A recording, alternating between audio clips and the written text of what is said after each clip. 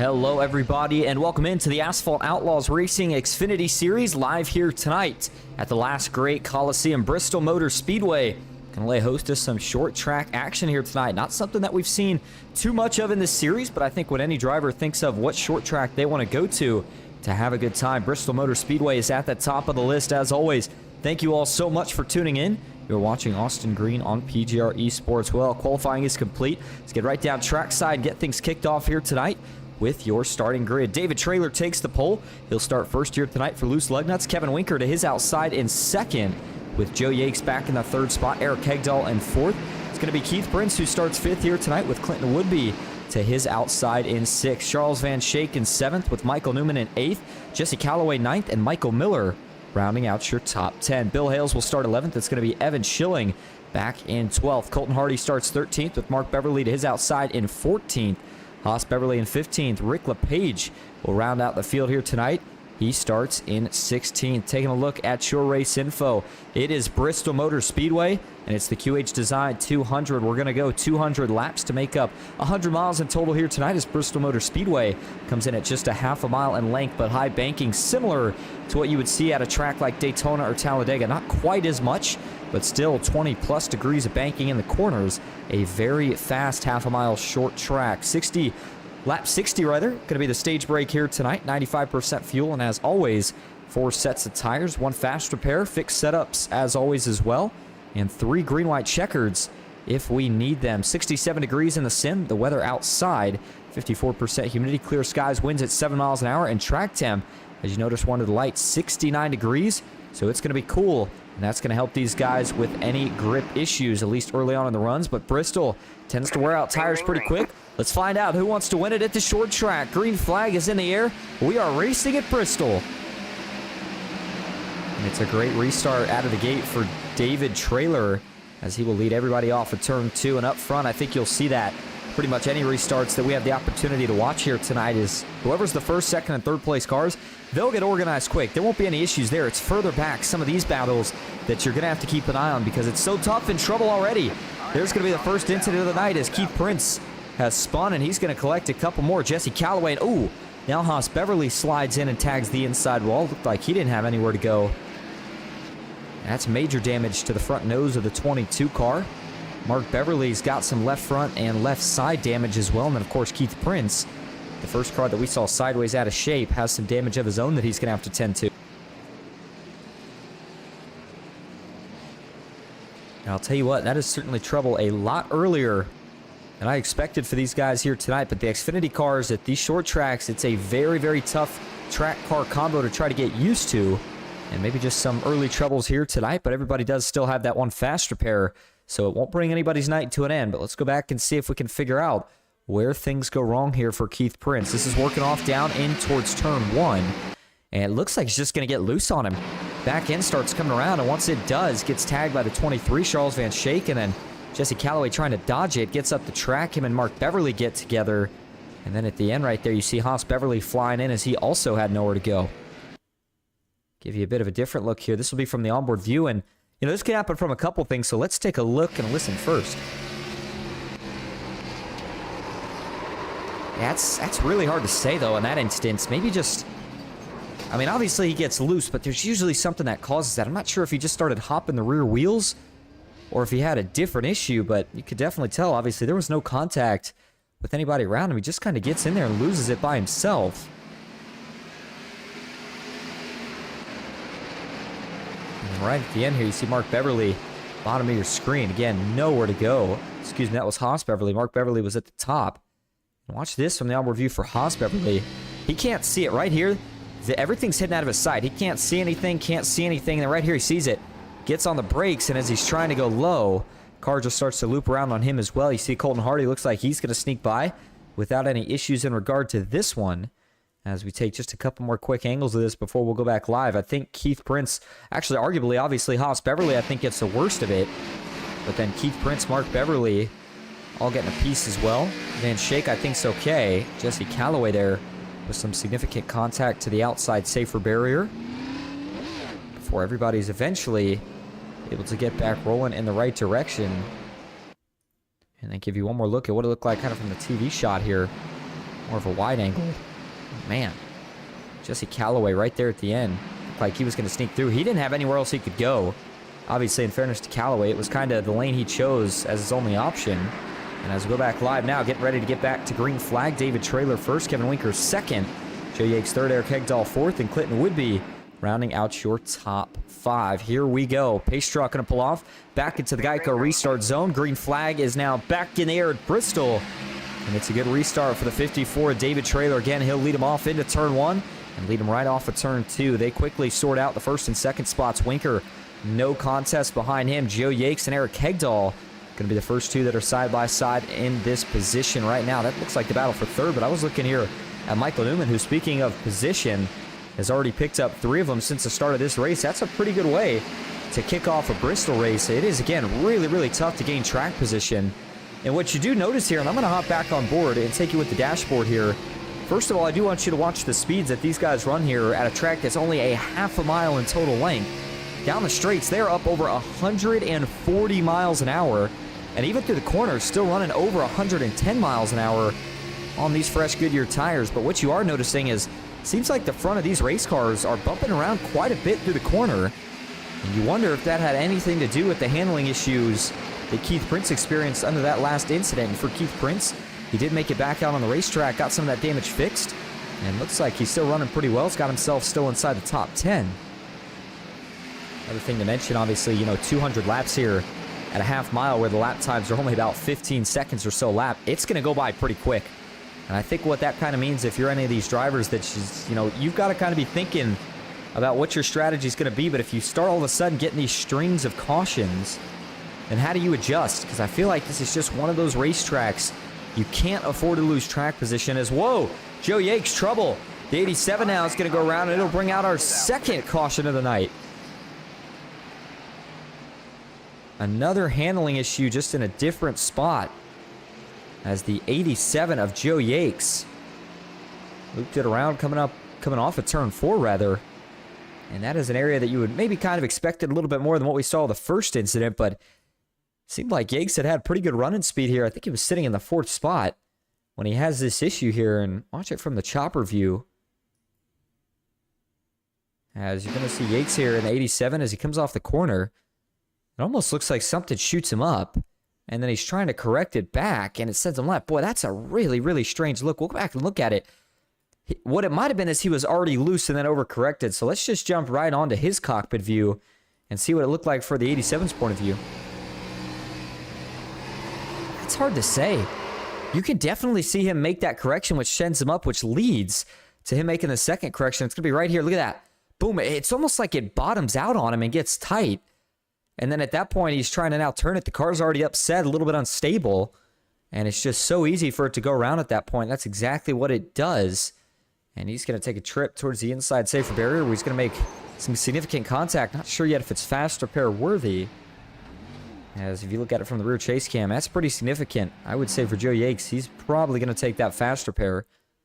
Watch it again, though, from this same angle. Let's see. Does he hit something on the concrete here that gets him that way? It's going to be right about there. It's just weird. It looks like almost the left front of that race car bottoms out. I don't know if it was because of that adjustment he made with the wheel, or like I said, if the splitter just hit the concrete and shot him up the racetrack. But whatever it was, it got him sideways in a hurry and sent him right around. The rest of the field able to miss him, though. That's the one advantage. I mean, when you wreck here, there's not really anywhere to go. But again, the good news, at least for everybody else, is that by Joe Yates sliding down there, nobody else gets involved in what very well could have been a multi-car incident here. Watch this a couple more times. I want to show you this from the TV1 view. Actually, we'll go back to TV2 and take a look at it.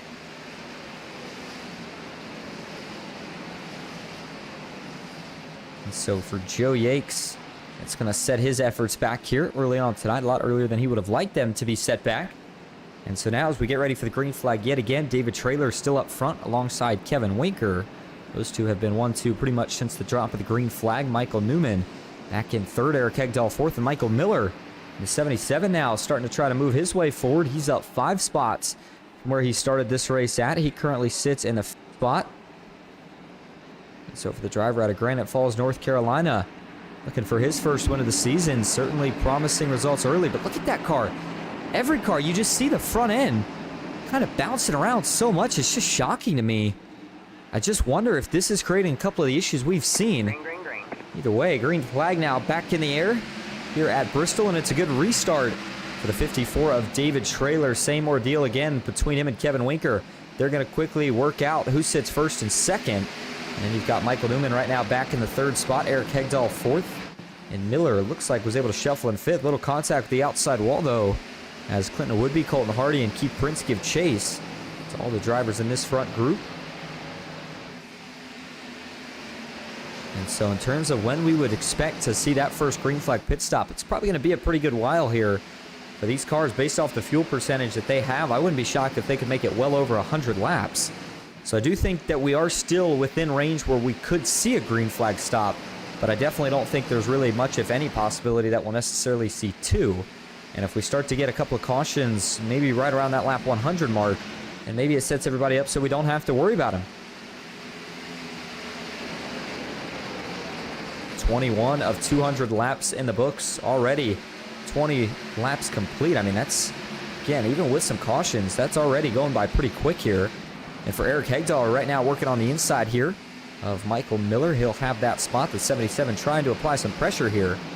As Michael Miller, this would be to put him up 6 positions from where he started this race at. And obviously you see, it's kind of interesting, the drivers and the different lines that they run here, Bristol. It's almost kind of a 2-lane racetrack.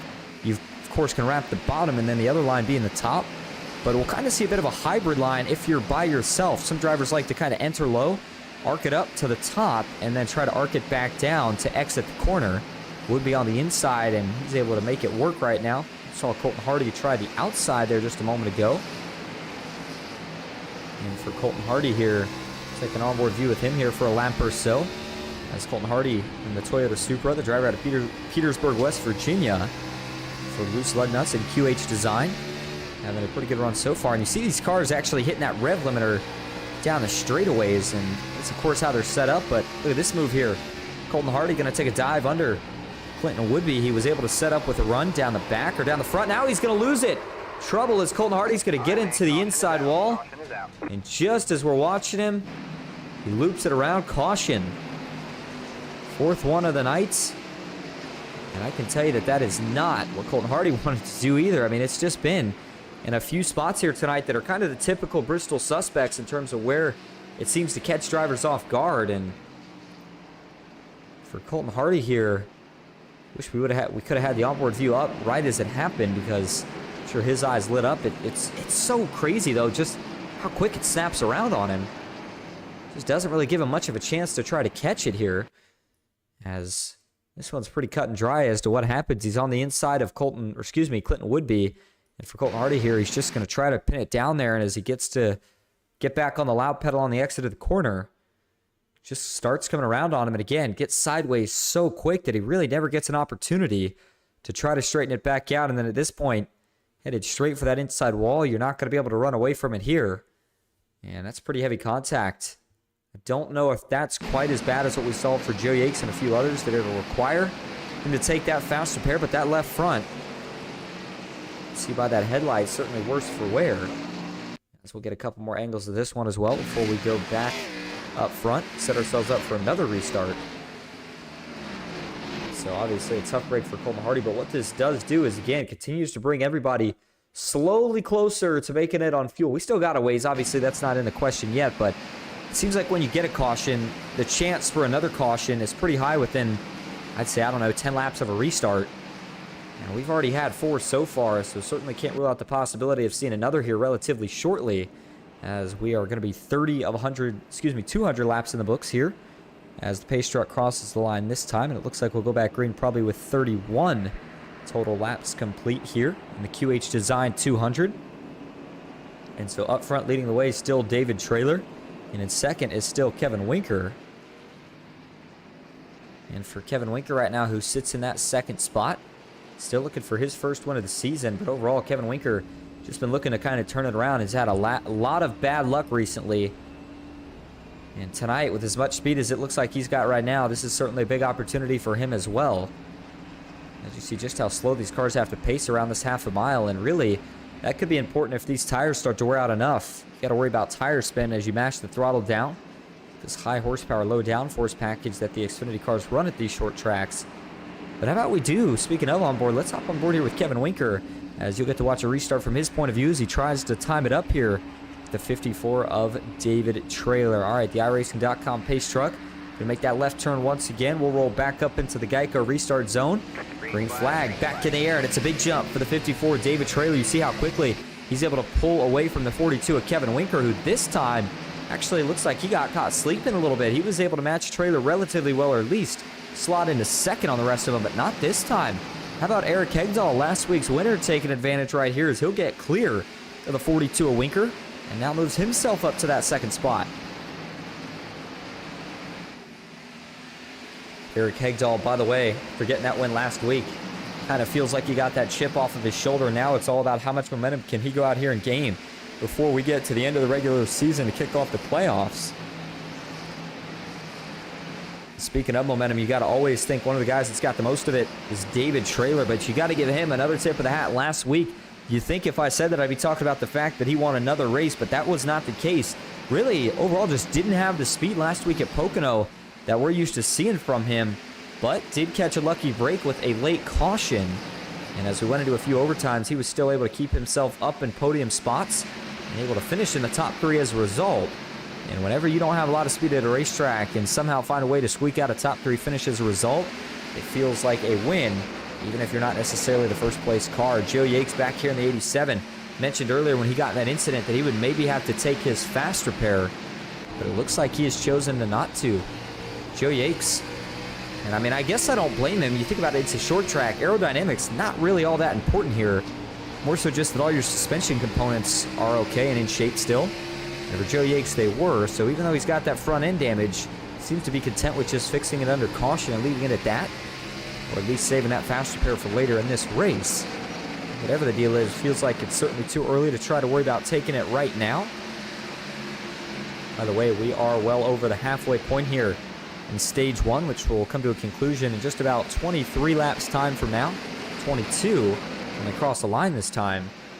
That will be at lap 60, and actually I take it back then. It'll be 21 laps away from when they cross the line, and now trouble. Caution is out. Looks like Haas Beverly maybe as the 22 has gone around. This is on the backstretch as Haas Beverly immediately going to tow it back to the pits. He hit that inside wall. It looks like really, really hard. Michael Miller may have potentially been involved as well here. 24, that's Rick LePage. Michael Miller in the 77. I don't see necessarily a ton of damage on his race car, really, if any. So let's go back and see what happens here to the 22 of Haas Beverly to bring out your 5th caution of the night. And this is going to be for Haas Beverly. It looks like coming off of turn 2. Watch it first from the cockpit view. He's trying to get a good exit off the corner and overcorrects a little bit, gets into the outside wall, and when he made that overcorrection, it's weird. It's almost like it immediately snapped back to the left after the overcorrection. And so even though he's sliding up, this car is ultimately on a track to go right back down the racetrack. And that's a big hit, even bigger than the first hit Haas took here tonight. And that one's certainly enough to do major damage to the front end of that race car and could potentially end his night. As right there's the snap, overcorrection, and here now is when he's lost it and just along for the ride. Big hit, and boy, he washed way up the racetrack. Very lucky to not collect Michael Miller, who happened to spin at a pretty similar time here. I think this is actually after Haas spins. Yeah, it is. Almost synchronized, though. Michael Miller spins as Haas Beverly spins, but his was off at turn 4. And so he barely taps the inside wall. No real damage for him. Instead, it was Haas Beverly who takes the brunt in this one. Give you another angle or two here before we go back live. This is what it looked like from the spotter stand. And you feel like it's just kind of been that kind of night early for Haas Beverly. That first wreck, you know, was really not a part of it, but unfortunately just couldn't get the car wore down quite enough in time. And now he gets involved in this one, and that is a wallop of a hit. Look at the rear tires pick up off the racetrack before it sets back down. And so for Haas Beverly, this could very well be a night ender as he still sits in the pits, as does Michael Miller. In 77, looks like he will just now be making his exit. Meanwhile, up front, David Trailer and Kevin Winker. Every restart we've had so far, they have been your top 2. And by the way, I think I did mention this was our 5th caution, but it appears it's actually only the 4th. So just wanted to make that brief correction there. But again, Kevin Winker, David Trailer, going to line up on the front row. And it looks like you're going to have Eric Hegdahl alongside Charles Van Schaik back in row 2. And then you've got the 92 of Clinton Woodby on the outside of row 3 with the 87 of Joe Yates on the inside. So for Joe Yates here, making pretty good comeback progress, even after that damage that he sustained earlier. And I'm a little bit curious as to, does he still have it? Yes, he does. So Joe Yates, we'll see if he can continue to charge forward. The 92 of Woodby has been strong all night so far. We'll see if he can keep that consistency up here as we approach the quarter way through this race mark in just about 7 laps time. And we're also getting closer to the end of stage 1, which it looks like, as we grab the restart right here, it's going to be 16 laps away for David Traylor, who leads him ball off into turn number 1. The 42 of Kevin Winker just behind him. The 23 of Van Schaik will shuffle into that 3rd spot. Hegdahl is going to have to settle for 4th here. The first battle that maintains throughout this first lap is going to be the 87 and the 92. Joe Yates versus Clinton Woodby. So Joe Yates here working back down to the bottom of the racetrack. You see the fire out of the pipes for all these race cars, and it is interesting. You almost wonder on new tires, even on old tires, whether or not these guys use brakes here or if they just simply let out of the gas. Well, here we go. We can get some sort of a view, if you will, just based off telemetry. And you see, watch what they do here. As Joe Yates gets down into the corner, you see he lifts off the throttle to about a quarter to half. As well, we'll hold that thought because caution's out. More trouble here. This time it's the 55 of Mark Beverly. Just a restart after he saw his teammate Haas Beverly go into the wall at a really, really similar spot. And that makes you obviously wonder if it's a similar issue here for the 55 of Mark Beverly. Let's go back and look at it here and see if we can figure it out. So Mark Beverly running on the inside of the racetrack right here, and watch his cockpit view first. Dives in low, keeps it low, and just in the middle of the corner it starts to get loose on him. Goes around, he's working on it for the rest of the corner, but then eventually once he gets to the exit, car finally starts to slide down the banking, down the racetrack, and into the inside wall he goes.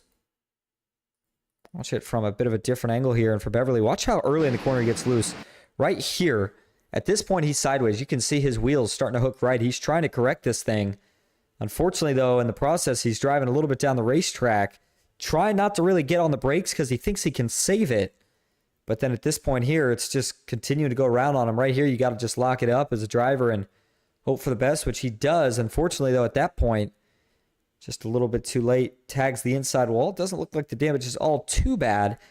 Again, certainly not as bad as the hit that we saw that 22 car take just a lap ago, and then actually runs back into the inside wall. And that's actually where he gives himself damage, not on the first hit, but on the second one. So Beverly going to maybe obviously have to go in and try to get some damages repaired. Show you this from a couple other angles. Everybody else, though, able to sneak by. Obviously, no further issues, at least not on this one. And then if we get one more angle here from the TV static cam, watch as you see him coming off the corner, bottom of your center of your screen now, and just starts to go on him and never really gets a chance to catch it. All right, so as Mark Beverly will continue, we go back live, and looks like the 55 still in the pits getting some repairs. But up front, still David Traylor being scored as your leader. The 23 of Van Schaik currently second. The 11 of Eric Hegdahl third. Joe Yates fourth. And Clinton Woodby currently rounding out your top 5. Well, it looks like here for Kevin Winker, maybe decided to go in and pit for fuel and tires. So what that's going to do is most likely cost him any chance at the stage here. But it is going to set him up potentially with good track position for after the stage if he comes in and just has to top off versus the drivers that have to completely fill up. And so it'll be 51 of 200 laps complete. That sets us up with just 9 laps to go here in stage number 1 when they cross the line this time. David Sheets going to see if he can hold on here. He has been the most dominant car early and on the short run, as really that's all we've had. We'll see if he can hold him off for another short run here. 9 laps to go in stage number 1 at Bristol, and it's another good restart for the 54, David Traylor. Traylor has been money all night, and as he takes the lead, he sees him starting to battle out back. That's all he could ask for. Joe Yates trying to go to work on Van Schaik. Eric Hegdahl trying to go to work here on Joe Yates. Boy, Yates looks like he was shot out of a rocket ship all of a sudden. The 87 quickly going to sneak by those two. Now all of a sudden, Joe Yates moves into second. And you almost wonder if he's got fresher tires here, would it be enough to go up here and track down your leader, David Traylor? They've only got 7 laps left to go here in the stage, and Trailer's got that lead up over half a second. But if Joe Yates is perfect on his trip up there, I think he certainly does have an opportunity. Trailer not able to run away anymore. We'll get back to these two in just a second. Looks like single filing out pretty well throughout most of the pack. A little bit of side-by-side here between Michael Miller and Keith Prince. And just as I say that, it's like Colton Hardy going to get side-by-side with the 23 of Van Schaik. And excuse me, that's actually the 53. That's Bill Hales. Van Schaik in the 23. Again, different car. Similar looking paint scheme this week, as we are now going to hit just 4 laps to go when they cross the line this time here in stage number 1 at Bristol. David Trailer trying to get some redemption. Even though he got a good finish last week, he was not able to dominate that race by any stretch of the imagination. So he's looking to see if he can kind of put his name back on top here tonight. And it's all going to start with a stage win. Then if you get the race win, you can call it a sweep. But Joe Yates continuing to apply pressure here. He's been hanging right around now within 0.3 of a second. The last couple laps, Trailer's going to have to fend him off for 2 more laps. And you almost wonder, with Joe Yates being a teammate to David Trailer, first of all, how hard does he push here? And even if he pushes hard enough to get up to him, you almost expect that he's not going to try to give him any bumper. He's just going to be patient with him. Doesn't want to obviously wreck his teammate on a short track style racetrack. And so now for Joe Yates, he sees David Trailer officially take 1 lap to go here in stage number 1. For David Trailer, one thing he hasn't got the opportunity to do yet either is try to get to these lap cars and see how working around them is. But either way, off of turn 4, David Trailer's looked good so far tonight, and he will take stage 1 here at Bristol. All right, man, caution is out. And there is the scheduled caution, so that is, again, as it's supposed to be, with David Trailer as your stage winner. All right, we're going to go take a quick break. We'll go side by side so you don't miss a thing, and when we come back, see if we can get a word with your stage 1 winner, David Trailer.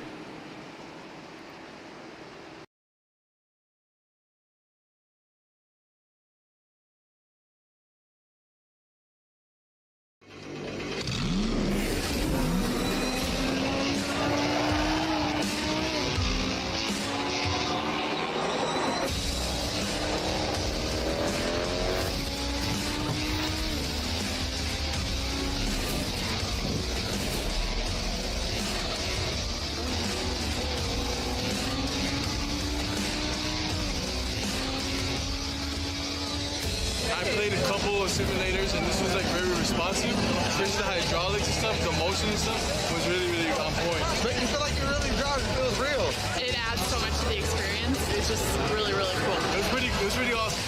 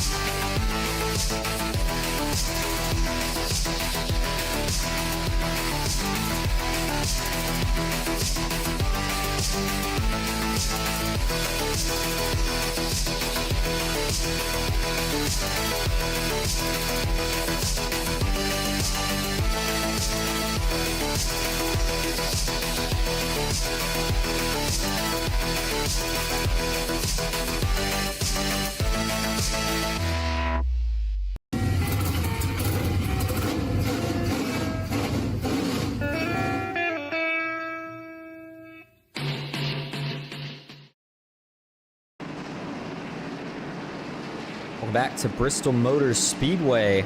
The QH Design 200. Forgot how short the caution laps are here. So if we get another caution later, we'll see if we can bring in your stage 1 winner then. It was David Trailer, though. He takes the green flag on the bottom, but it was Kevin Winker who gets the opportunity to lead him back to green right here with 65.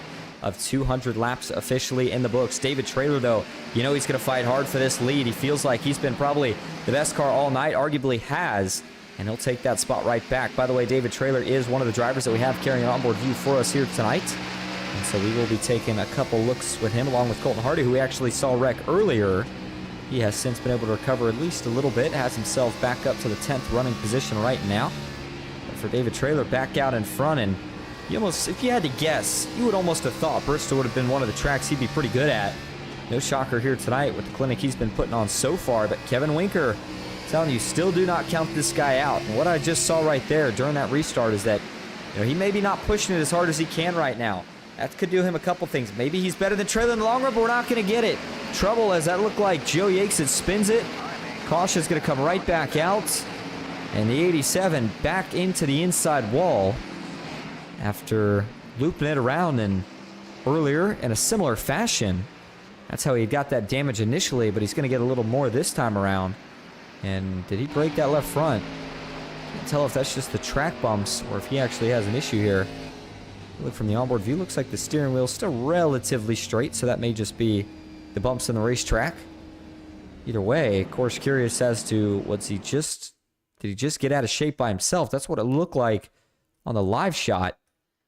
But here we go, watching a replay. We'll go to the cockpit view first. In fact, we'll go to the roll bar instead. And watch his hands, watch the steering wheel here. Starts bouncing around, just gets loose. You see him immediately turn the wheel right. He knows it's happening, but just can't find a way to save it. And I thought initially that he hit the inside wall here, but I actually don't think that he does. He goes around, but he locks it up so quick and that he's able to actually get it slowed up a pretty good amount here. And you can see he doesn't really necessarily slide down towards the wall. He's kind of sliding. He's still going towards the wall, but he's almost sliding at about a 30 degree angle parallel to the wall. And then again, just a little bit of contact there right at the end. Not too bad. And so whatever damage he had, if he wasn't going to fix it then, I don't see why he would fix it now. Certainly didn't seem like it was slowing that race car up too much. But it's going to give us another restart, and we continue to get closer and closer to being at the point of where these guys are going to be good to go on fuel without worrying about a green flag stop. Now, obviously, once we get to that stage in the race, that's going to change the dynamic up quite a bit. So we'll give you one more look at this here for Joe Yates from the static view. But another incident where the car is able to slide down the racetrack and doesn't collect anyone else. That's kind of where we keep getting lucky. But on one of these, you get worried that if they slide back up, it could be the huge one. As we're going back green now with close to the 75 laps complete. And it's David Traylor who's currently being scored as your leader still. Kevin Winker also still in second. Eric Hegdahl third, with Clinton Woodby back in fourth. And Michael Newman currently rounding out your top five. Michael Miller, Bill Hales both up almost a handful of spots in 6th and 7th. Colton Hardy is up a handful of positions. He currently sits now in 8th. Rick LePage back, or excuse me, Keith Prince in 9th, and Rick LePage rounding out your top 10. All right, so the pace car, the light's off, going to make a left turn this time as it works off of turn number 4. And by the way, if you're just tuning in, we appreciate you being here. You're watching the QH Design 200 for the Asphalt Outlaws Xfinity Series. And so far, it's been kind of a caution-dominated race, but we still have plenty of racing to go here. And if these guys get on a green flag run, they may be able to go for a while. Green flag back in the air. Kevin Winker did not get a good restart on that inside. He's not going to get just kind of cleared, I would say, by David Traylor, but now he's going to be under fire from the 92 of Clinton Woodby as well. As they work through turn 3 and 4 here, Eric Hegdahl, will he take a peek to the bottom? Doesn't look like it. Not enough of a run right there. And now it's Michael Newman, who's actually trapped on the bottom right now, and just maybe not as much rubber, not as much grip down there. Whatever the case may be, he is struggling to really make anything happen right now. As you see, the 11 of Hegdahl just spot in front of him, and now the 77 of Michael Miller is going to go by. Looks like the 97 of Colton Hardy may also be able to get by right here. And so with 75 of 200 laps complete, I think if we were going to see a pit stop, it would now be closer to probably right around that lap 170-ish mark. Maybe a little bit sooner, depending on how long you want to run each set of tires for each run here. But if we get another caution with, I'd say anything after 95 laps to go, maybe even a little bit less than that, or 95 laps complete, I should say, then I think everybody's going to be good to go to make this thing to the finish. We'll have to see. I said 95 laps completed, which is coming up here pretty soon, just a little bit less than 20 laps from now. As out back, looking for where the battling's at right now. It looks like it's still between Colton Hardy and one other. I think it was Michael Miller, and then a little bit of battling here further back as well. As on the inside, that's the 18 of Evan Schilling, trying to take it away from the 3 of Keith Prince. Looks like he'll be successful in doing so. And now that sets up one of the lap cars here tonight, trying to get their laps back. Oh, Callaway, big wiggle right there off of the corner. That was another heck of a save. And it was a really, really sketchy moment for Jesse Callaway. 79 of 100 laps now complete, and David Traylor continues to lead the way and be very dominant up front. Kevin Winker in second with Eric Hegdahl third. Clinton Woodby in fourth. And Colton Hardy has now made his way back up to the top 5 again. Not sure if he's on some drastically sort of different strategy after having that incident earlier than everybody else. But either way, the driver out of Conyers, Georgia, looking pretty good right now. I think the craziest part about it is, that was David Traylor who was on board for Colton Hardy though. The craziest part about it is as much progress as he's made up as quick as he has. I mean, look at David Traylor. He's almost at the point of being a speck in his windshield. That's how quickly David Traylor has started pulling away now from the rest of the field and the rest of the guys that he's been having to battle with here. In fact, if we go to a bit of telemetry comparison here, see if we can show you exactly kind of what I'm talking about. So there you go. And of course, that's Eric Hegdahl and Kevin Winker. But if we go up to David Traylor here, you see for David Traylor, the last 5 laps, he has been consistently extending that gap slowly and surely. And that'll add up in a hurry if he keeps it going. So David Traylor right now seems to, again, still be the class of the field. But we have got a lot, and I mean a lot of racing still to do here in the QH Design 200. We are glad that you're here with us. I had an announcement I wanted to make, and it was going to be about the schedule. I was debating if I should talk about it now or a little bit later, but while these guys seem to have tamed things down here, at least just for a little bit, if nothing else, see if we can take a look at what that schedule's looking like here, what races these guys have coming up. So again, only one more race until the end of the regular season and the kickoff of the playoffs, and that race is going to be next week, January 17th at Talladega Super Speedway. And then after that, we'll kick off the playoffs with the round of 16 at Kansas Auto Club in Darlington. And it's off to the round of 10 for Kentucky Speedway, Dover International Speedway, and then, of course, Daytona International Speedway, North Wilkesboro will round off the round of 10. And the Championship 5 race is going to be at Homestead, Miami, which a lot of drivers have a great love for that racetrack. There's a lot of lanes to work with, a lot of things that you can do and make happen. So it seems like a lot of guys are looking forward to that. As far as points are concerned, right now the man leading the race, not too big of a surprise either. Currently leading it in points, David Traylor, again, leads that points battle at the moment. He's got Charles Van Schaik second in the points battle. Clinton Woodby in third with Colton Hardy fourth. And then it looks like it's a tie. Or I thought it was a tie for a minute between the 5th, 6th place, but it's not. Looks like 5th place is Joe Yates, currently Mark Beverly 6th, with Evan Schilling 7th, Dylan Paul's 8th, Michael Newman in 9th, and Jesse Callaway rounding out your top 10 in the point standings at the moment. So 91 now of 200 laps complete, just about 9 laps away from hitting that halfway point here tonight. And finally, it seems like we've gotten some green flag laps going. Even though we really haven't ran all that much, it's kind of at that point where the field finally is able to single things out here a little bit, and it becomes a much more finicky on the way you race, who you race. But if you start to get to battling too much, it's very easy to lose a lot of cars, or at least have a lot of cars go around you.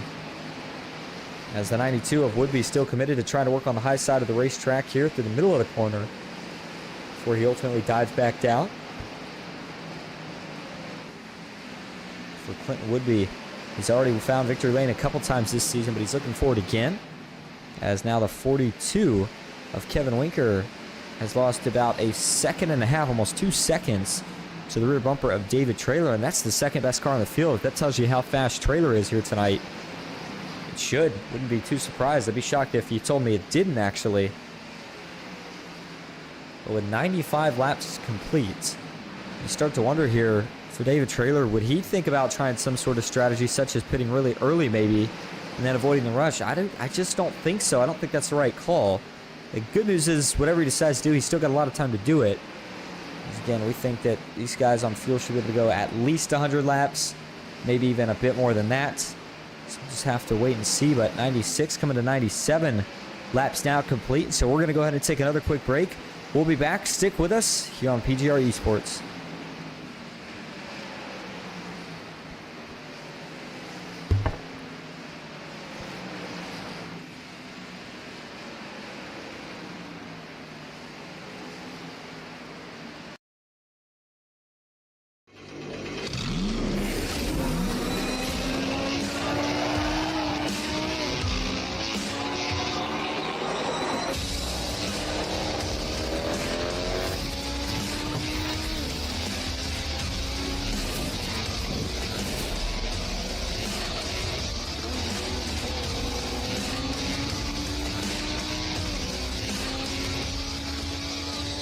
I played a couple of simulators, and this was like very responsive.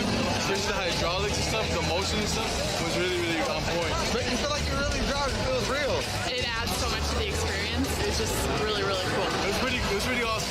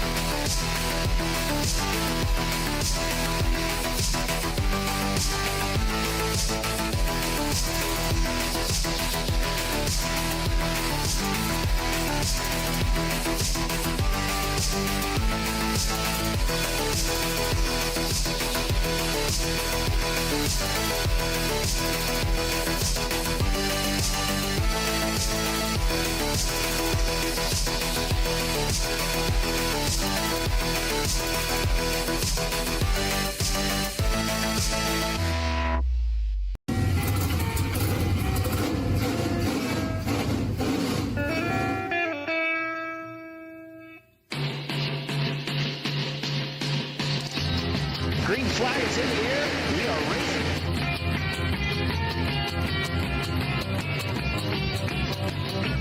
Three by three.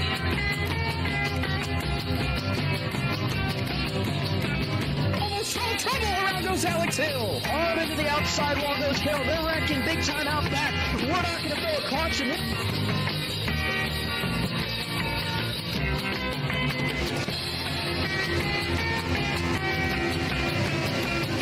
Finish. Who gets it in the line? Cody Nagels wins it in Talladega.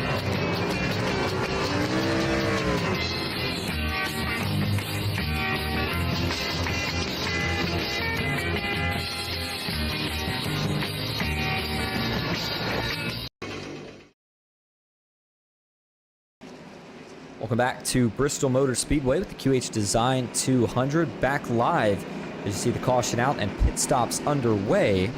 And before we obviously go back and check out what brought out the caution, an incident with Evan Schilling.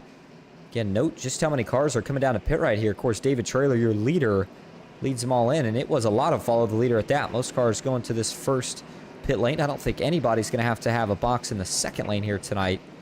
And everybody going to be pitting here for most likely, I would think, 4 tires, and I think everybody's going to be good to go on fuel now. I think that's why they all decided to come in, take the tires now, take your punishment almost now so that you don't have to worry about it the rest of the race if we keep getting a lot of these cautions.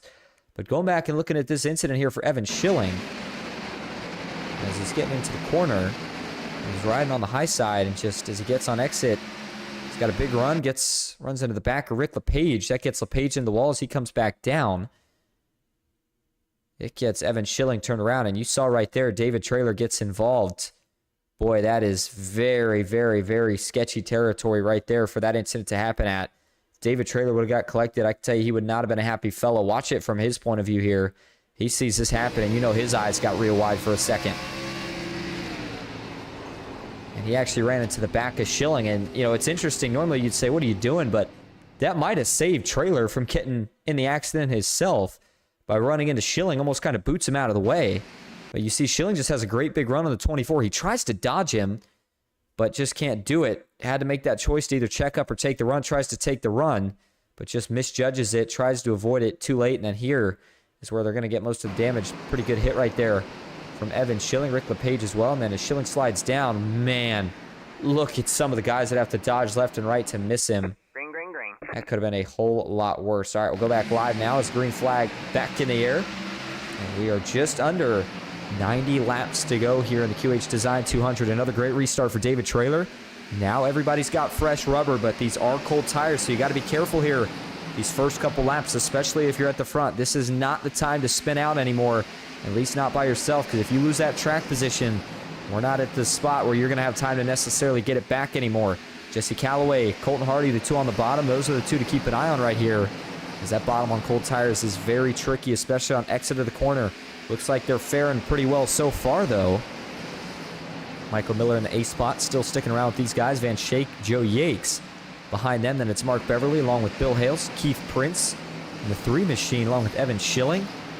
Joe Yakes, though, who I just mentioned, is actually, looks like, multiple laps down right now. And then, of course, Rick LePage still in the pits. Haas Beverly was the only car to retire after being in 2 separate incidents, both which were ones that were part of a caution and got major damage on both. Used the fast spray on the first one, and so getting the major damage on the second one, unfortunately, took him out of the race. Eric Hegdahl, now the man playing chase here to David Traylor. It had been Kevin Winker pretty much all night, but now Eric Hegdahl maybe starting to see the opportunity to go back-to-back here, win 2 weeks in a row. He's going to go try to see if he can track down his old teammate, David Traylor. That would be sitting third. Kevin Winker still hanging strong with a pretty good run going. Right now he runs in 4th, but still maybe a little bit of work to do. And then just behind him here, everybody else single filing out pretty nicely. You're not seeing nearly as much racing on the track right now as what we saw earlier on. Not nearly as much 2x2 might be the better way to put it. And so this could come down to a battle simply just between Eric Hegdahl and David Traylor. If these guys can all keep it clean and keep it together long enough. Although if we get a caution, I mean, at this point, you're not pitting for fuel, and I almost think that maybe you're not necessarily pitting for tires either, as it'll be exactly 81 laps to go. And they cross the line this next time. Not much longer. That's only 40 miles remaining here at the last great Coliseum, Bristol Motor Speedway. And not the final short track of the year, but we're certainly getting down there. Maybe some driver's going to try to take some notes here from what they get tonight and carry it over to Bristol Motor Speedway, or excuse me, North Wilkesboro Motor Speedway, as we're at Bristol here tonight. As we go on board now with Michael Miller, currently on the outside of Kevin Winker. We'll switch over to Kevin Winker, who's actually going to give that spot up. So the 77 will take it. And then Kevin Winker on the bottom of the racetrack, trying to make something happen here. But he seems, it's kind of interesting the way Winker's falling back right now. You almost wonder if it's designed or if he's just losing a little bit of speed in that race car. If it's designed, then he may be saving some tire, hoping that this thing goes green. And I would say if that's the case, don't be shocked if he starts charging his way to the front at the end of this race. But right now, not going in the right direction at all for the 42 team. So as David Traylor continues to lead, Hegdahl is only about 0.3 of a second or so behind him. And if we bring up the time delta between these two, you can see it's kind of been swapping back and forth. The gap did get a little bigger just that last lap. David Traylor finally got himself a little bit of breathing room, but not much. Again, these two are still very, very close to each other as they run. And I think it's going to continue that way. By the way, track temp has gone up just a couple of degrees from where we started this race at. Not really playing an issue in handling. I figured it would be worth a mention anyway for some of the people that like to keep track of how it has changed on the start of this race. Now, if we were transitioning from day into night, I'm sure it would be a lot more interesting. But under the lights here, I think it's probably the best way to race at Bristol when you've got the most grip. And we see the cars running the highest speeds. By the way, that view that we were just at here for Mark Beverly looks like he does still have some damage to the rear of that Mountain Dew Ford Mustang. And even with that damage, still running pretty good pace, sitting in the 11th spot. He's up 3 from where he started this race at. Bill Hales, currently the last driver, cracking inside the top 10, as he's going to take a spot from Jesse Calloway, so he'll actually now move up to the 9th spot. Calloway struggling for a little bit of grip here. But back up front, whoa, whoa, whoa, what has happened here? Eric Hegdahl has taken the lead, and David Traylor, front end damage, has fallen back to the 4th spot. What in the world happened to David Traylor in the short span that we went to look back at some of the other action here? I mean, he dropped like a rock. He had to have some sort of major mistake here to lose that much position that quickly. Well, there's Hegdahl. Hegdahl's running behind him here. You see Traylor looking for a bit of an arc. Does he get loose? He's just slow right there. Not sure if he had to check up out of the gas. That would kind of be my assumption. And then here, he's out of the throttle even more. He's really slow, almost as if he's got some sort of technical issue. Yeah, you can see all the fire out of the pipes. And all that fire out of the pipes is just allowing everybody here to shoot by him. Yeah, trailer. Some sort of major issue right here. That car was severely underpaced for a couple laps. It's still under speed at this point. It's only on the straight, but in terms of what actually caused that to happen, let's see if we can go to an onboard view. You'd almost wonder if he somehow damaged the engine. I would think that was the case, unless he overheated here. Let's see.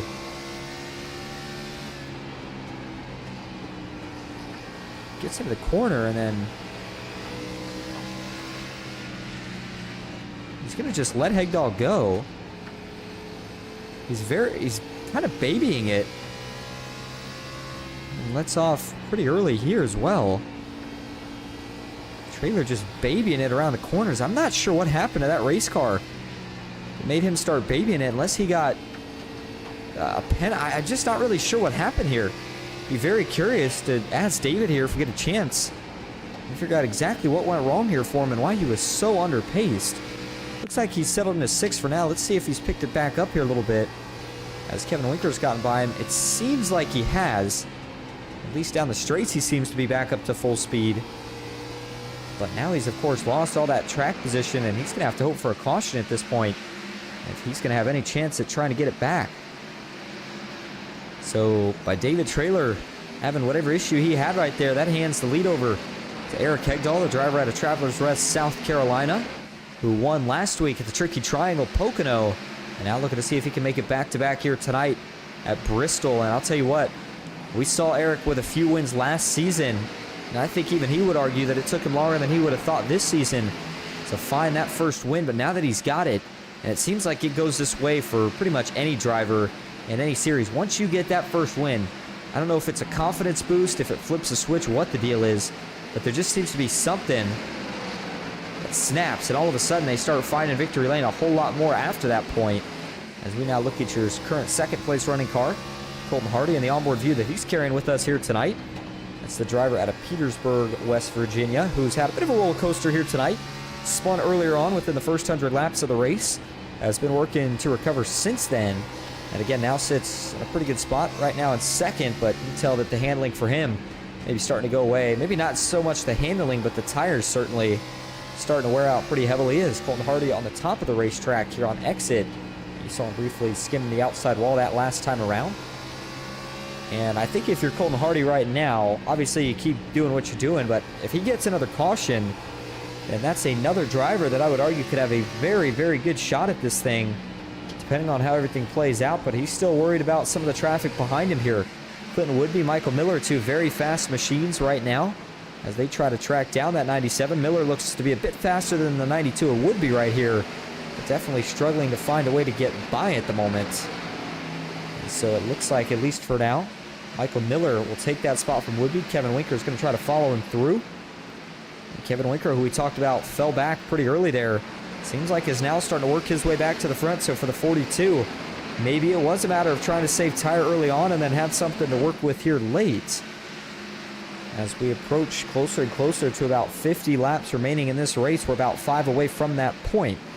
But I think as a driver, in terms of when you really push it, is, whoa, man, Jesse Callaway. What a catch that was right there from the 4, and Clinton Woodby had to bail out of the throttle big time to stay out of him. Watch that back one more time. As coming off the corner here, Jesse Callaway on the high side, not running for position between these two, but just gets loose on the high side exit. And man, if Woodby doesn't check up right there, that is a wreck that potentially collects the 92 as well. A nice job of both of them to save it, especially Clinton Woodby right there with the awareness to check up as quick as he needed to after Callaway got loose, and a good save by Callaway as well to correct that car and get it back pointed in the right direction. So Colton Hardy has now all of a sudden fallen another second back from your leader, Michael Miller, man who has moved up to 3rd and now chasing after the 97. And he may have some company here if Kevin Winker can keep slowly stalking up in the footsteps and see if he can maybe grab one of these final podium positions. And so as we go back up front, Eric Hegdahl continues to lead the way. And as he crosses the line this time, it is officially 51 laps remaining here in the QH Design 200. We're going to go ahead and take one more commercial break. We'll go side by side so you don't miss a thing. And when we come back, we will set ourselves up for the finish here at Bristol. Stick with us.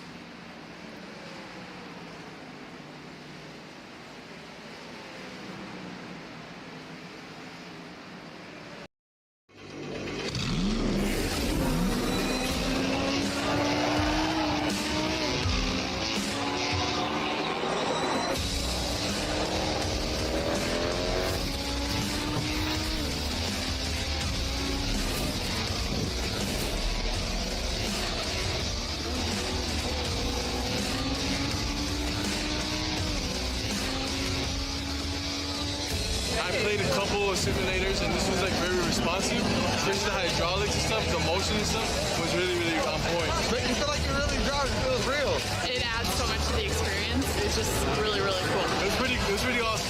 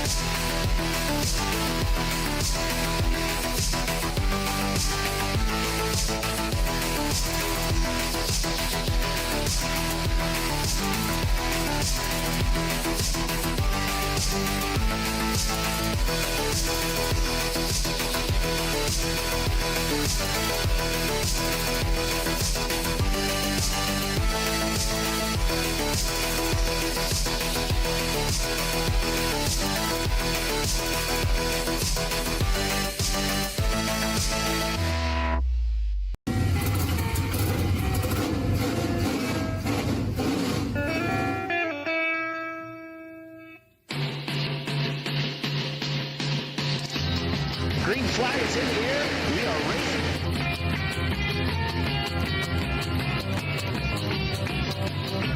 3x3.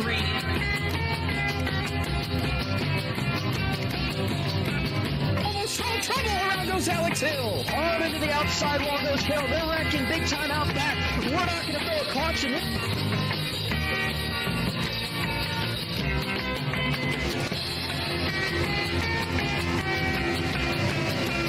To the finish. Who gets it in the line? Cody Nagels wins it in Talladega.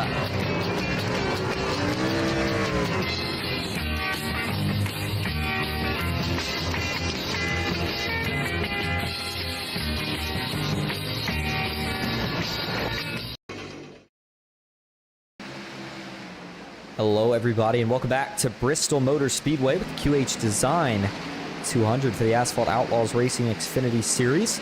As we are starting to close in now on the end of this one, as 164 of 200 laps complete, and now 165 leaves us with just 36 laps remaining here tonight. Eric Hegdahl finds himself out in front, Colton Hardy in second, with Michael Miller in third, Charles Van Schaik fourth, and Kevin Winker currently rounding out your top five. Michael Newman sixth, Clinton Woodby seventh, David Traylor in eighth, Bill Hales in ninth, and Keith Prince currently rounding out your top 10. And I'll tell you what, one of the things that you usually see as kind of the trademarks of Bristol is lap traffic. We haven't had a chance to see too much of it here tonight, but now that we have finally had the opportunity to get kind of on the medium and, back half of a long run, Eric Hegdahl is starting to see some in his windshield. He's already worked around a few of them, and he very well may have to work around a few to a handful more before this race is all said and done. Now, normally, that can be sometimes where you see passing opportunities, but for Hegdahl right now, who has over a 5-second lead on second place Colton Hardy, certainly not going to be an issue for him right now. He's good to go. Now, the battle for second and everything else on back, that's what we've been keeping a bit of a closer eye on, as there is a lot of cars here within, I'd say, relatively close vicinity of each other. When we had went nonstop there for a little bit, you saw that big pack of cars. There was a mix of lappers and then lead lap cars. And you can still see some of them battling here. Kevin Winker alongside Clinton Woodby, David Traylor, and Michael Newman. That is a 4-car battle for the 5th position right now. Kevin Winker holding on to it. But David Traylor, who starts to make his way back up, looking to the outside of his old teammate, the 92 of Clinton Woodby. And as we now see, just officially 31, going to be 30 laps to go now at the line. We continue to get closer to the end. At this point, again, everybody good to go on fuel and tires. You are not planning to pit here under green. The only time you'd be making a pit stop at this point is if we were to get another caution and you feel like tires are worth it. That may even be a questionable call. Right now, all you're concerned about, well, I guess it depends on where you're running. I was going to say, if you're Eric Hegdahl, all you're concerned about is trying to run these next, 28, 29 laps as fast as you possibly can. He wants to get to this white flag and make this race official so that he doesn't have to worry about overtimes, any sort of tire strategy. He wants to just get here, get this thing done, so that he can call himself a back-to-back winner this season at 2 of the hardest tracks that we go to on the schedule. Of course, Pocono and then Bristol. And then next week, a chance for, I would argue, really everybody. And of course, with the playoffs coming up, that makes that opportunity that much more important with us going to Talladega Super Speedway. So you know that a lot of guys that maybe don't usually show up going to be showing up there just for the trophy hunting portion of it. And then a lot of the drivers that are regulars that run, some of them, if they're not in position to make it to that first round of the playoffs, going to be certainly looking to take advantage of that and see if they can lock themselves in there, as that will be, again, the regular season finale. All right, just 25 laps to go now for Eric Hegdahl, looking for win number 2 of the season. Colton Hardy, who still sits in second. I cannot stress how good of a run this is for him still. Again, with the trouble that he had earlier, you almost wondered if it would be a struggle just for him to get to the front, much less sit here in second and be able to fend off everybody else by about at least a second. But Van Schaik now is starting to close it in, and Van Schaik all of a sudden has found quite a bit of speed. This isn't the first time we've seen Van Schaik show a really strong run in the back end of a long run, and now it's more so a question of, does the 23 car have enough time to figure out a way to make a move and get around this 92? If we go to the onboard view here for a couple laps, Van Schaik, boy, he gets a way better entry than Colton Hardy, but then kind of the trade-off of that, I guess would be the word, is you see Colton Hardy gets a way better exit in the process. Hardy still running up top, and I don't think he's going to give that up. Most likely not for the rest of this race, and that means, well, just as I say it, Hardy got really high up the racetrack there. He saw Van Schaik cut him a break. Maybe had the opportunity to try to pull off the slide job, but thought better of it. And so now for Van Schaik, who's looking like he'll be able to grab the second spot before the race is all said and done. Still wonder if we get a caution, does that add yet another player into the mix? Van Schaik right there you go. I was going to say, boy, Colton Hardy getting into the wall there, that was going to be close, but he did still get clear in the process of it. So Van Schaik goes to second, but still well over 5 seconds behind your leader, Eric Hegdahl. And with just 20 laps to go, that is unfortunately nowhere near the pace he needs to be running to have any shot of going up there and catching the leader, unless, of course, Eric Hegdahl had a couple of major issues here with some lap traffic. I don't think that this should be too difficult for him. He's going to work around Mark Beverly slowly but surely. Beverly trying not to lose that second lap, but doesn't look like there's going to be much he can do to necessarily fend it off. As next up to go a lap down, looks like will be Keith Prince. And you saw we had one car there, it looked like down in the pits. As they come back around, we'll see if we can figure out exactly who that was that was at least down on the apron. I'm not sure if they were bringing it in for a pit stop or just had an issue. And so as we now turn our attention back towards the big group that's been racing and the battle for that 5th spot, looks like David Traylor has, at least for the moment, claimed that battle. Kevin Winker 6th. And you've got Michael Newman, Clinton Woodby side by side for 7th. And Bill Hales right now currently sitting in that 8th spot. So they'll be coming to just 15 laps to go. And they cross the line next time, almost down to that single digits category here at Bristol. And overall, man, I know we started things off pretty messy for about the first half of the 100 miles, 200 laps that we ran here tonight, but this second half has been really, really clean. We've seen nothing but green flag racing, and unfortunately the other thing we saw was some sort of issue for David Traylor that cost him, which seemed like one of the fastest cars of the night, all sorts of track position, and now it's just become all Eric Hegdahl. Van Schaik has trimmed that gap down to almost, actually just under 4.5 seconds here. But that is still, as it stands, not enough currently. By the way, once he laps Keith Prince right here, that will mean that we have just 9 cars remaining on the lead lap. That tells you the blistering pace that Eric Hegdahl has been running, along with the troubles that a lot of different drivers have had here tonight.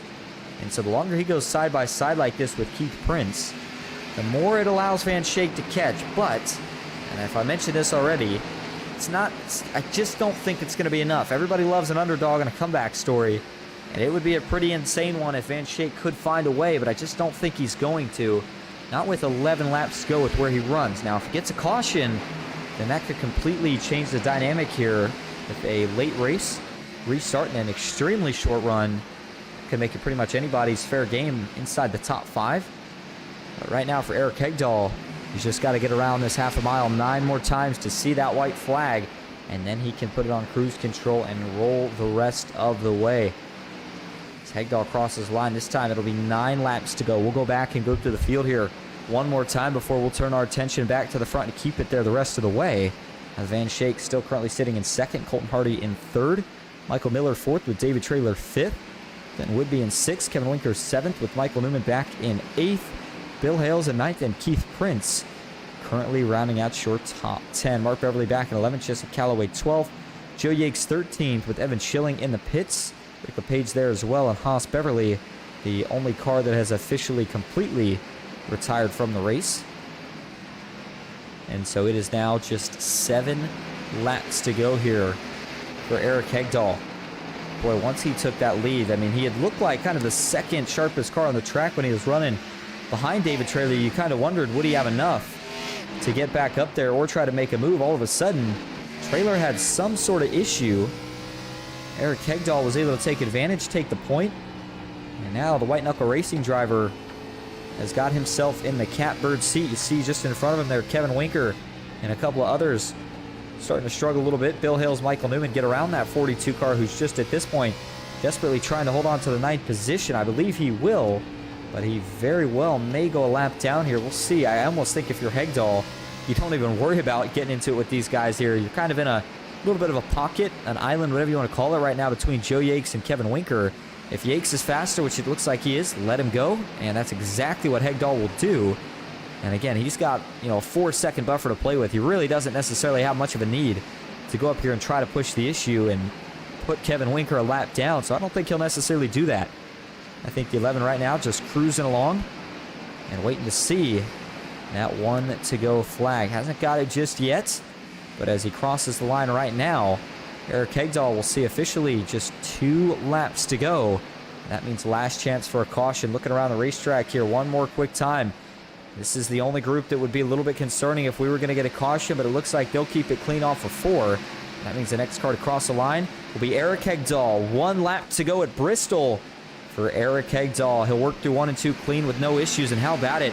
Last week gets the job done, makes the breakthrough. This week finds speed throughout the race, executes at the end, and dominates towards the finish. Eric Hegdahl goes back-to-back at Bristol. That's the 2nd win in a row for White Knuckle Racing. Van Schaik brings home 2nd, and it's going to be Colton Hardy rounding out the podium. Thought they had some fireworks here. See if I could get them up for everybody, but I don't know how to find them here. Either way, what a finish. What a win for Eric Hegdahl, as he'll bring it around to celebrate here down the front stretch. Thought I heard fireworks. I'm not sure where they're launching them from. Either way, Hegdahl, got to think he's going to be pretty excited about that one. A good run it was for him. As we look at your finishing results here tonight, again, Eric Hegdahl, your race winner of the QH Design 200. Charles Van Schaik finishes 2nd. Colton Hardy in 3rd with David Traylor 4th. Clinton Woodby in 5th with Michael Newman in 6th. Bill Hales 7th. Michael Miller in 8th with Kevin Winker in 9th.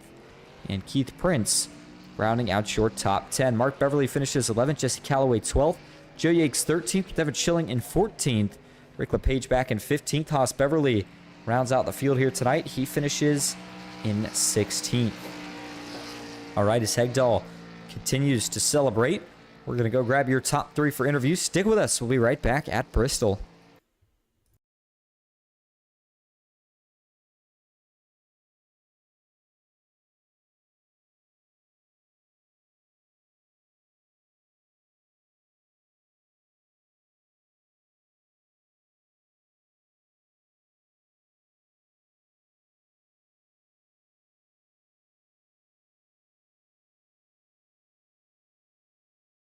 All right, and we will kick things off here tonight with your race winner. For White Knuckle Racing, it's Eric Hegdahl. Eric, this is Austin up in the booth. You got a copy.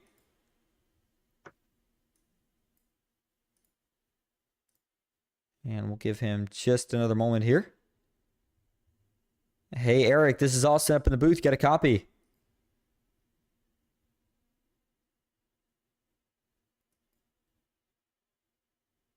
And we'll try him one more time. Hey, Eric, this is Austin up in the booth. You got a copy.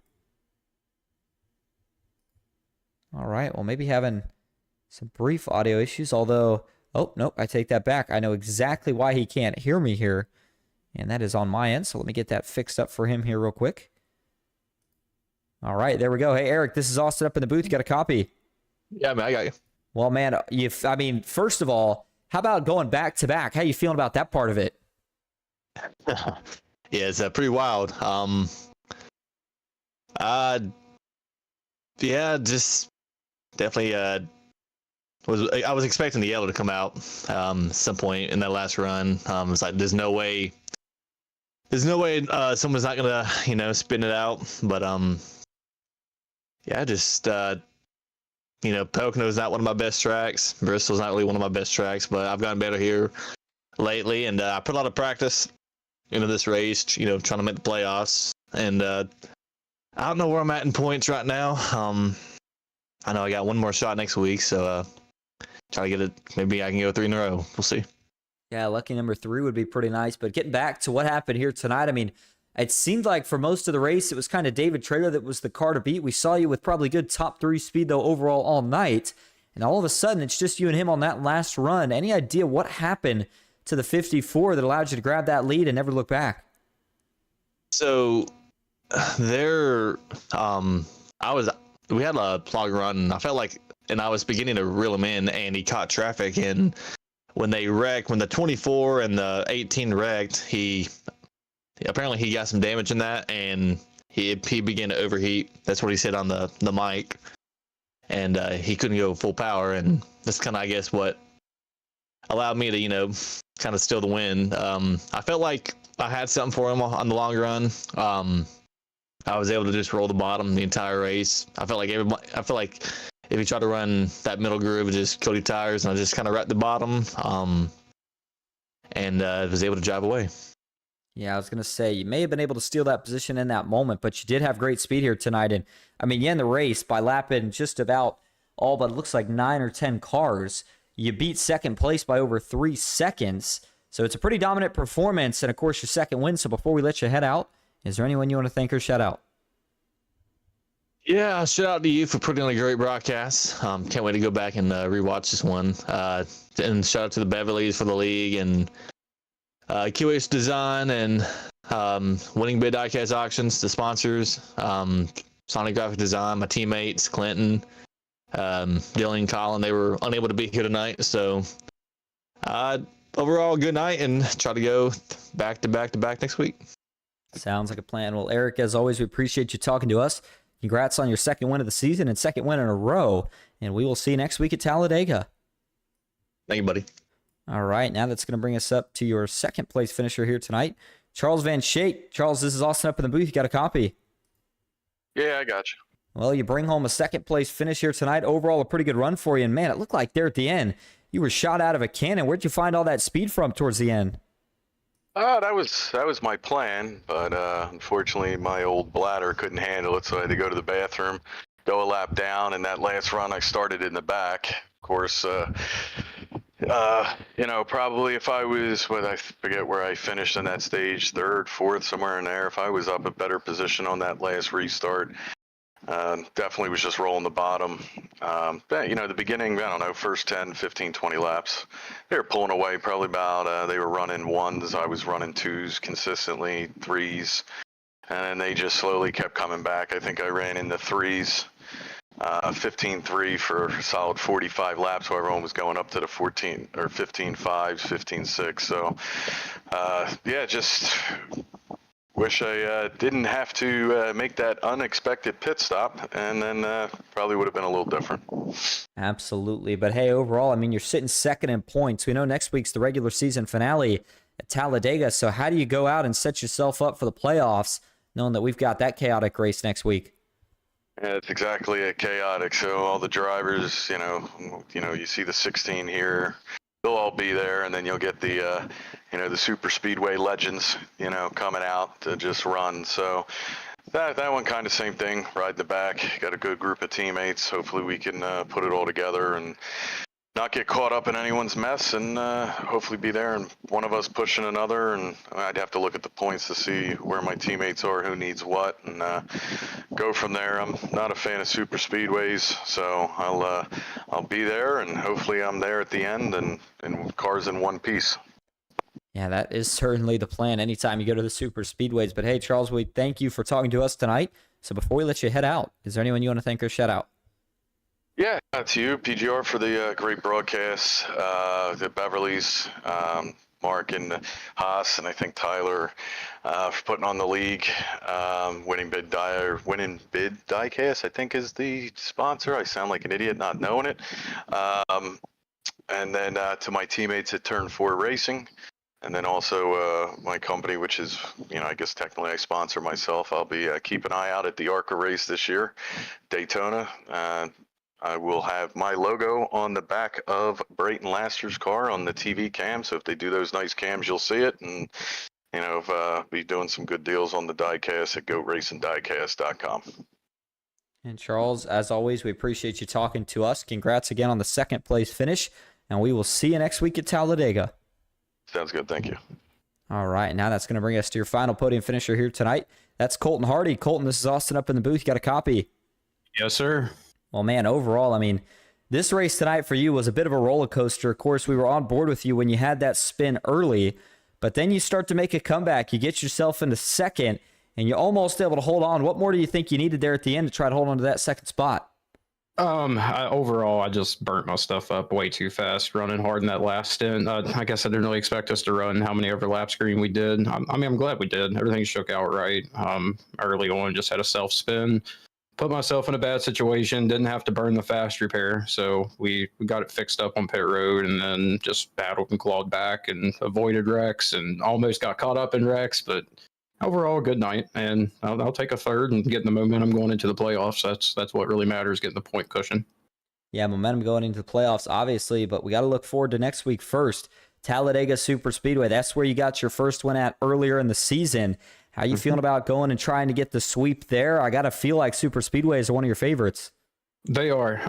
It's just really all about timing. When you're going to make the move, it's all about just trying to stay out of other people's messes. There's going to be some aggressiveness next week, and a lot of people are going to probably make moves early that shouldn't be made. It's just all about watching out for those kinds of moves and knowing when to put yourself there. And of course, you got to have lady luck on your side too. Absolutely. Well, Colton, we appreciate you talking to us here tonight. So before we let you head out, is there anyone you want to thank or shout out? Yeah, absolutely. We'll give a shout out to my sponsor, the Winning Bid, Blair Peterson. Check him out for all your diecast needs. He's got some great deals on some diecasts and card breaks. He does a lot of NASCAR card breaks. QH Design, check him out for all your t-shirt needs, decal needs, custom apparel, marketing, such like that. All the fans for watching. I know my dad's watching, so hi, Dad. And yeah, you, of course, you do a great job every week, and couldn't do it without you. And again, Colton, thank you for talking to us. Congrats on the podium finish, and we will see you next week at Talladega. Hey, man, thank you. Have a good night. You as well. All right. Well, that is going to wrap things up for our coverage here tonight at Bristol. Cautions early, but then a long run to decide it at the end. And there you go. That's kind of interesting about the issue David Traylor had. Remember that contact, and so there you go. Started to overheat. Had no choice but to back it down. Nonetheless, though, it's Eric Hegdahl who comes out victorious here tonight, and we'll see who can get the job done next week at Talladega Super Speedway. Always a wild card race when we go there. Looking forward to it. It'll be the regular season finale. As for tonight, as always, thank you all so much for tuning in. I hope you enjoyed. That's it for me, Austin Green, here on PGR eSports, and until next time, have a good night.